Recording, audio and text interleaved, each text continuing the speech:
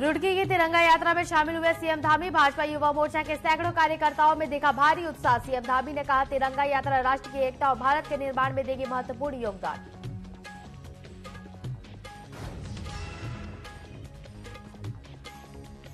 CM Dhami की अध्यक्षता में कैबिनेट की बैठक खत्म। बैठक में 36 प्रस्तावों पर कैबिनेट की लगी मुहर। कैबिनेट मंत्री प्रेमचंद अग्रवाल ने बैठक में लिए गए फैसलों की दी जानकारी। 20 अगस्त को होगी कार्य मंत्रणा समिति की बैठक।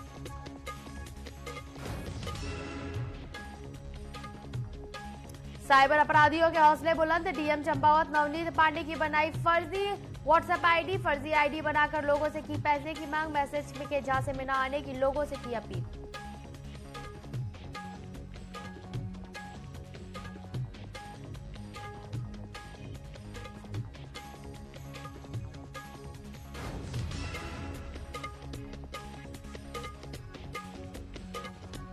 चाची की हत्या करने वाले कलयुगी भतीजे को पुलिस ने किया गिरफ्तार। एसपी ने मामले का किया खुलासा। चाकू मारकर की हत्या। फिलहाल आरोपी को कोर्ट में पेश कर जेल भेज दिया गया है।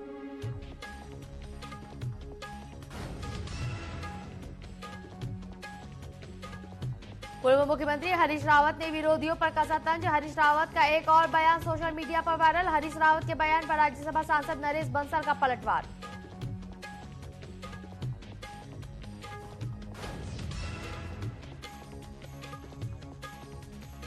और केंद्रीय मंत्री से मिले वक्फ बोर्ड के चेयरमैन। वक्फ बोर्ड की सीबीआई जांच कराने की मांग। सीबीआई जांच कराने से कई बड़े घोटाले आएंगे सामने।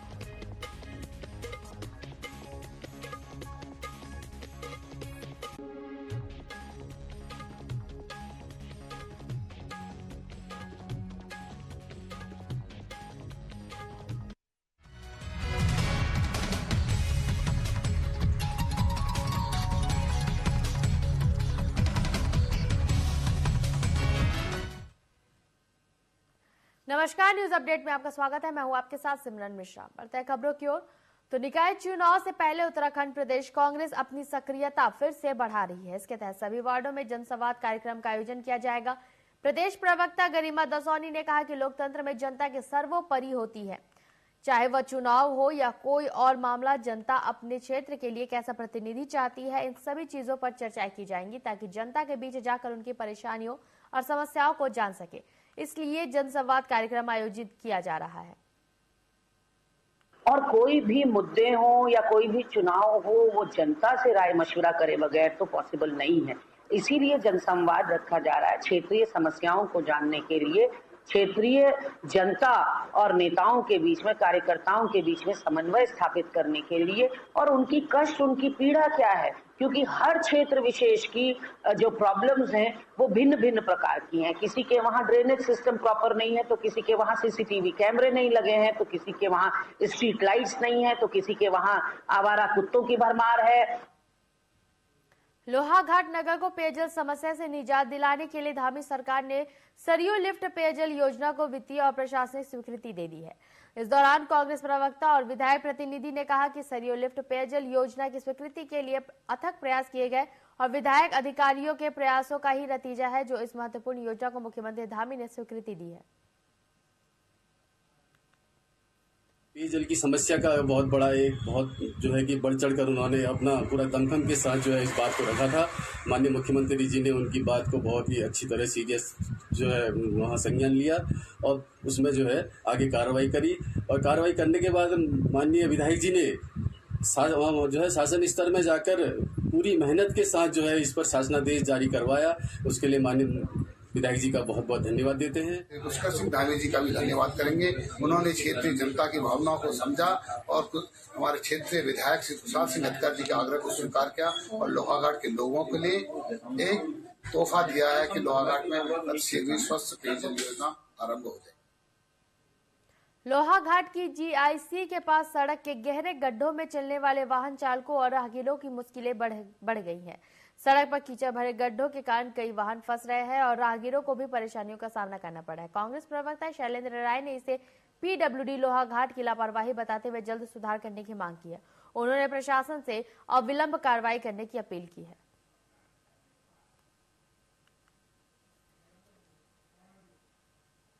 रोड में बहुत यातायात रहता है और शहर के बहुत ही करीबी है। रोज सुबह जो घूमने के लिए उधर बच्चे जाते हैं वहाँ पे परेशानी है, और जो बड़े वाहन वहाँ पर आ रहे हैं एकदम फंस जा रहे हैं। न तो वो लोडेड गाड़ी वहाँ पर आने में परेशानी है। जैसे हमें अभी संज्ञान में आया कि वहाँ पे एक एम्बुलेंस फंस चुकी थी, और विभाग के द्वारा ऐसी घोर लापरवाही नहीं करनी चाहिए, क्योंकि एक कलवर्ट कब का उधर उनका बन चुका है, तो उसको दूसरे कार्य के लिए पूरा करना चाहिए। और नहीं वहाँ पर कोई उन्होंने निर्देश दिया है कि यहाँ पे एक कलवर्ट का निर्माण कार्य चल रहा है और बहुत भारी गड्ढा एक ओर के हो चुका है, वहाँ पर कोई भी दुर्घटना वहाँ पर घट सकती है। और हमारा ये रिक्वेस्ट है कि पीरोटी के लोगों ने इसको संज्ञान में लेना चाहिए, वहीं पे कुछ न कुछ वहाँ पर उन्होंने व्यवस्था करनी चाहिए, क्योंकि शहर का व्यस्तम यातायात वहाँ से चलते जाता है। स्कूली बच्चे वहाँ पे जाते हैं, वहाँ से तमाम पंचेश्वर, कुल्ला और मडलक, दिगाली चौक के लिए आम रास्ता है। छोटी जीवों का पार कर पाना वहाँ पर मुश्किल हो रहा है, और जो ट्रक स्वामी हैं और जो जीप संचालक हैं उन लोगों को वहाँ पर बहुत नुकसान हो रहा है, रिस्क ले रहे हैं वहाँ पर। चमोली जिले में केदारनाथ वन विभाग की टीम रुद्रनाथ ट्रैक पर गए पर्यटकों के लिए मसीहा बनी। दरअसल रुद्रनाथ यात्रा मार्ग पर देवदर्शनी के समीप युवक के पैर मुड़ने से 30 मीटर नीचे खाई में युवक गिर गया, जहां केदारनाथ वन विभाग की टीम कड़ी मशक्कत के बाद सफल रेस्क्यू किया। इस दौरान वन विभाग ने एसडीओ ने कहा कि मौसम खराब होने की वजह से वहां पर हेली नहीं उतर पाया। वहीं प्राथमिक उपचार के बाद घायल व्यक्ति को हेली की मदद से देहरादून भेजा गया।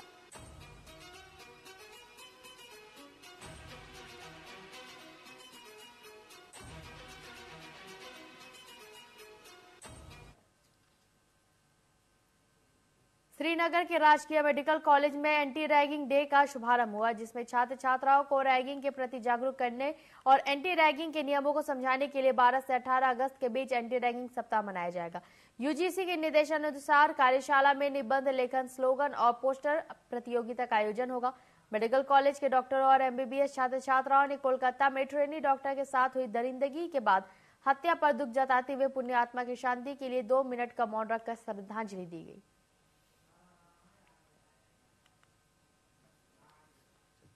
ये तो है हमारे मेडिकल प्रोफेशन में जो है ये काफ़ी विकृत रूप में जो है आया है। आपने देखा होगा करीब 15-20 साल पहले एक काचरू, हमारे अमन काचरू जो एमबीबीएस थर्ड ईयर में विद्यार्थी थे, उनके साथ जो है रैगिंग की ऐसी घटना हुई कि उनको जो है अल्टीमेटली सुसाइड करना पड़ा।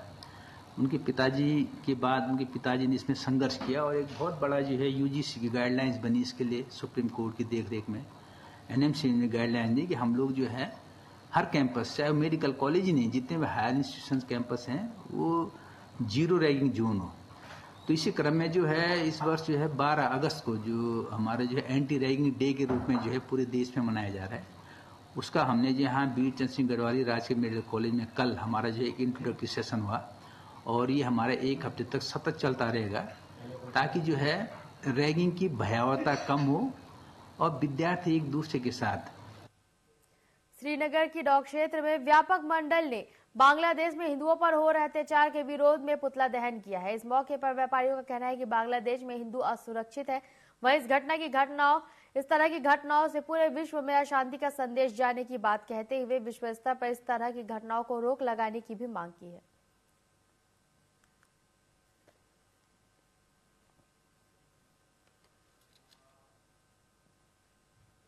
चमोली में बीते 5 दिनों से ठेकेदारों का एक गुट अपनी 2 सूत्रीय मांगों को लेकर सिंचाई विभाग के परिसर में क्रमिक अनशन पर है। जब इस धरने को लेकर ठेकेदार संघ के अध्यक्ष दिनेश रावत ने अपनी प्रतिक्रिया देते हुए कहा कि ठेकेदार संघ थराली की बैठक में कार्यकारिणी को पुनर्गठित करने के साथ ही लोकतांत्रिक तरीके से ठेकेदार संघ की नई कार्यकारिणी गठित की गई। वर्तमान में जो धरना सिंचाई परिसर में चल रहा है, उस धरने से ठेकेदार संघ का कोई लेना देना नहीं है। संगठन जो है ना, इसके विपरीत ये लोग बैठे हैं। हम लोगों का कहीं पे ये नहीं है, संगठन हमारा मजबूती से काम कर रहा है। ये लोग कुछ अपने निजी स्वार्थों की वजह से यहाँ पे बैठे हैं। हमारा ठेकेदार संघ इनके साथ नहीं है, बाकी हमारा ठेकेदार संघ बहुत अच्छी तरह से काम कर रहा है, मजबूती से काम कर रहा है। यहाँ पे अभी 200-250 ठेकेदार हैं, सब एकजुट हैं, 8-10 ठेकेदारों को छोड़कर, बाकी सब एक साथ है। ये गलत तरीके से बैठे हैं। हमने पहले ही बोला था इनसे कि हमारा संगठन में बात करो, हमारा संघ जो बोलेगा वो हम करेंगे। उत्तराखंड सफाई कर्मचारी आयोग के सदस्य विनय प्रताप सिंह नैनीताल पहुंचे, जहां उन्होंने नगर पालिका सभागार में अधिकारियों और यूनियन के प्रतिनिधियों के साथ बैठक की। वहीं कर्मचारी आयोग के सदस्य ने कहा कि सीएम धामी के आदेशों के क्रम में पंचायतों और नगर पालिकाओं में जाकर पर्यावरण मित्रों की समस्याएं सुनकर उन्हें निस्तारित कर रहे हैं और सफाई संघ की 7 सूत्रीय मांगों से मुख्यमंत्री को अवगत कराने के साथ ही जल्द ही इसमें निर्णय लिया जाएगा।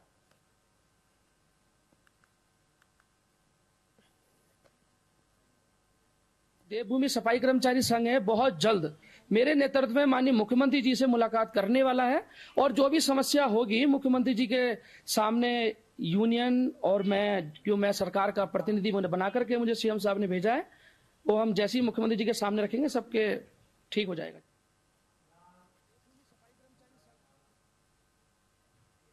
बांग्लादेश में हाल ही में हुए सत्ता परिवर्तन के बाद हिंदू अल्पसंख्यकों पर हो रहे अत्याचारों और धार्मिक स्थलों के विध्वंस के विरोध में ब्राह्मण समिति के लोगों ने राष्ट्रपति के नाम जिलाधिकारी को ज्ञापन सौंपा है। समिति के पदाधिकारियों ने इस ज्ञापन के माध्यम से भारत सरकार से बांग्लादेश में हिंदू अल्पसंख्यकों की सुरक्षा के लिए हस्तक्षेप करने की मांग की है। उन्होंने बांग्लादेश में हिंदू समुदाय पर हो रहे अत्याचारों को लेकर गहरी चिंता जताई है।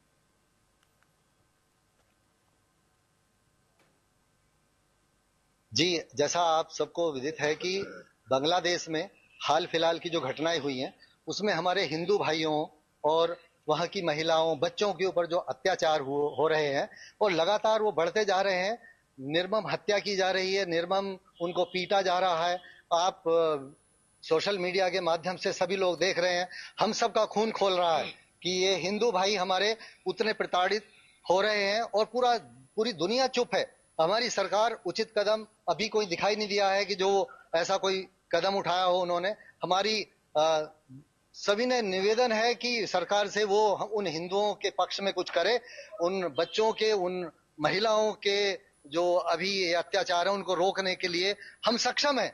हम सरकार के लिए जिस जगह जाना पड़ेगा हम जाने को तैयार हैं, हम बॉर्डर को पार करने के लिए तैयार हैं। पंचायत चुनाव में वोट डालने का अधिकार दिए जाने की मांग को लेकर हल्द्वानी एसडीएम कोर्ट में गौलापार सुल्तान नगरी से आए सैकड़ों लोगों से प्रदर्शन किया, जिसमें स्थानीय जनप्रतिनिधियों के साथ एसडीएम कार्यालय में प्रदर्शन के लिए पहुंचे ग्रामीणों ने आरोप लगाया कि वर्ष 2008 तक वह पंचायत चुनाव में वोट डालते थे, लेकिन उसके बाद 15 ग्राम पंचायतों से मतदान करने का अधिकार छीन लिया गया है।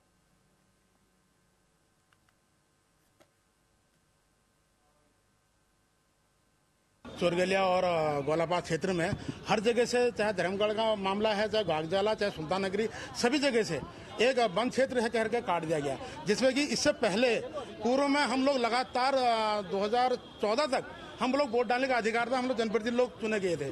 और हमारा जो सुल्तान नगरी है इसमें 14 में ही कटे थे, 8 में यहाँ भी चुनाव लड़ा थे लोगों ने और जनप्रतिनिधि बने थे, हाँ, और कई जगह 19 में काट दिए गए। तो लगातार ये इस तरीके से जो लोगों को वंचित किया गया उसका हम जोरदार विरोध करते हैं और ये मांग करते हैं कि हमें भी 2024 का जो चुनाव है तो इसमें हमें वोट डालने का अधिकार मिलना चाहिए। दुर्भाग्य ये है कि विधानसभा में, लोकसभा में वोट डालने का अधिकार तो दिया, परंतु ग्राम सभा में ग्राम प्रधान को वोट डालने का अधिकार से वंचित किया गया। ये 2008 की बात थी। 2008 में ग्राम पंचायतों में वोट पड़ते थे और मैं एक बार क्षेत्र पंचायत, वर्तमान में ग्राम प्रधान वाइफ है मेरी। पर ये बड़ा दुर्भाग्य है, चाहते हुए भी हम लोग इन लोगों की मदद नहीं कर सकते। तो आज हमने प्रण किया है, आज हमने पूरे गोलापार लोगों को एकत्रित किया है और एकत्रित करके हम उप जिलाधिकारी के पास आए हैं। ज्ञापन के माध्यम से उनको अवगत कराना चाहते हैं कि हमारी जो मांगे हैं 2008 की तरह पूर्व की भांति इसमें वोट डालने का अधिकार दिया जाए। पौड़ी में अब गुलदार को ढेर या ट्रैंकुलाइज करने के लिए वन विभाग की टीम सशस्त्र सीमा बल के जवानों से निशानेबाजी और वेपन ट्रेनिंग का प्रशिक्षण लेगी, जिससे वन कर्मी बेखौफ होकर आदमखोर गुलदार पर सटीक निशाना दाग सके। दरअसल अब तक वन विभाग गुलदार को ट्रैंकुलाइज या ढेर करने के लिए शिकारी दल की मदद लिया करते थे, लेकिन अब वन विभाग की टीम खुद भी निशानेबाजी को सीखने मैदान में जल्द उतरेगी।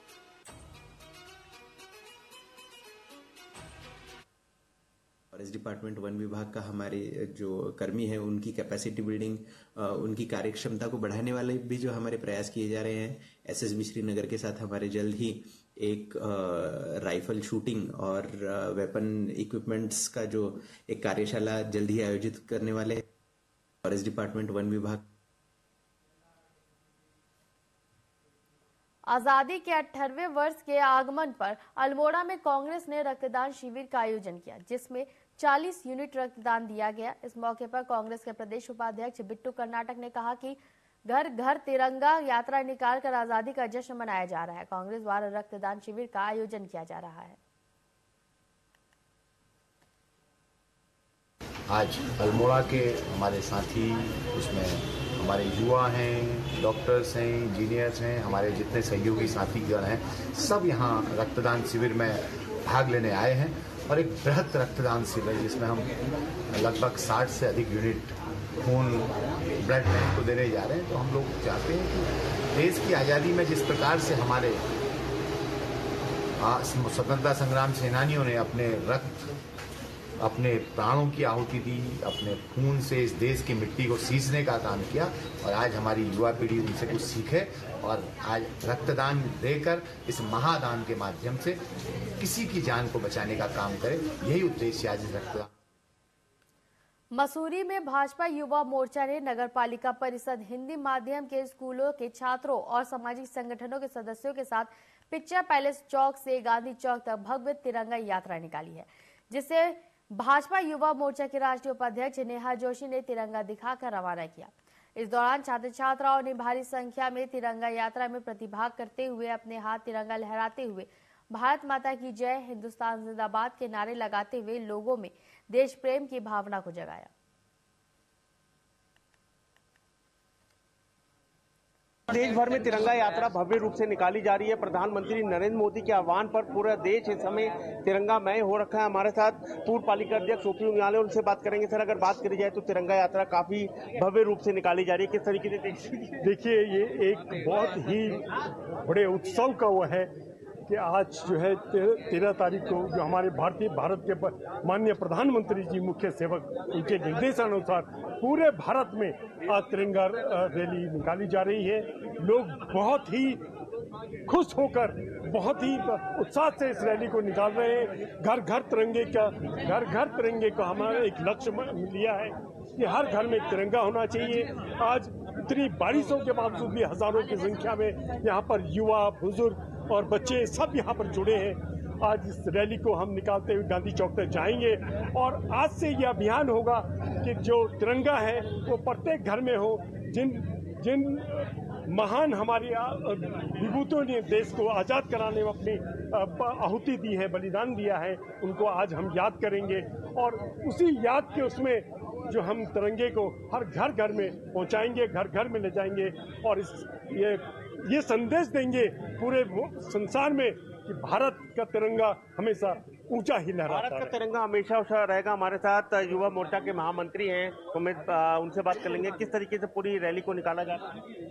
तिरंगा हमारा मान है, तिरंगा हमारा सम्मान है, तिरंगा हमारा अभिमान है और भारत देश के यशस्वी प्रधानमंत्री श्री नरेंद्र मोदी जी ने जिस तरीके से तिरंगा को लेकर एक अभियान चलाया है, देशवासियों से आह्वान किया है, तिरंगा पूरे देश में लहरा रहा है, तिरंगा भारत के हर घर घर तक लहरा रहा है। सम्मान होना भी जरूरी है। बिल्कुल, मैं आपके माध्यम से संदेश देना चाहूंगी कि 15 अगस्त तक अपने घरों में, अपने व्यावसायिक प्रतिष्ठानों में तिरंगा जरूर लगाएं। भारतीय जनता पार्टी के लोग लगातार तिरंगा वितरण भी कर रहे हैं, लेकिन उस तिरंगे का पूरा सम्मान होना चाहिए और जब आप उसको हटाएं तो उसको पूरे सम्मान के साथ हटाकर, ताकि अगले साल फिर से घर घर तिरंगा में आप प्रतिभाग कर सकें। कहीं न कहीं घर घर तिरंगा को लेकर यहाँ पर राष्ट्रीय उपाध्यक्ष हैं नेहा जोशी, उन्होंने यहाँ पर जो तिरंगा यात्रा है उसको हरी झंडी दी है। सैकड़ों की तादाद पर यहाँ पर कार्यकर्ता तिरंगा यात्रा में प्रतिभाग कर रहे हैं और कहीं न कहीं जो राष्ट्र भाव की भावना पूरे देश में जगाने की कोशिश यहाँ पर प्रधानमंत्री नरेंद्र मोदी कर रहे हैं,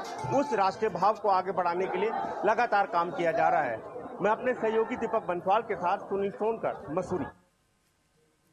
नैनीताल में भारतीय जनता युवा मोर्चा ने स्वतंत्रता दिवस से पहले तिरंगा यात्रा निकाली। इस दौरान भारतीय जनता युवा मोर्चा के कार्यकर्ताओं ने हाथों में तिरंगा झंडा लेकर वंदे मातरम और भारत माता की जयकारे लगाए। तिरंगा यात्रा में पहुंचे सांसद अजय भट्ट ने कहा कि युवाओं को देशभक्ति से जोड़ने के लिए यह अभियान सफल रहा और बहुत ही संघर्षों के बाद भारत की आजादी मिली है, इसलिए सभी को आजादी का सम्मान करना चाहिए।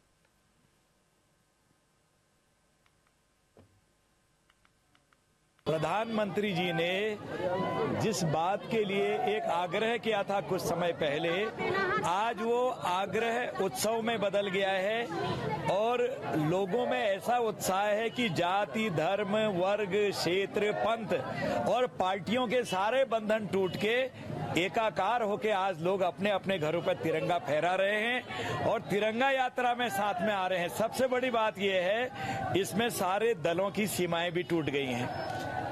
इसलिए ये जोड़ने का प्रोग्राम असली यही प्रोग्राम है। न्यूज अपडेट में फिलहाल के लिए इतना ही। बने रही टीवी 24 के साथ। नमस्कार।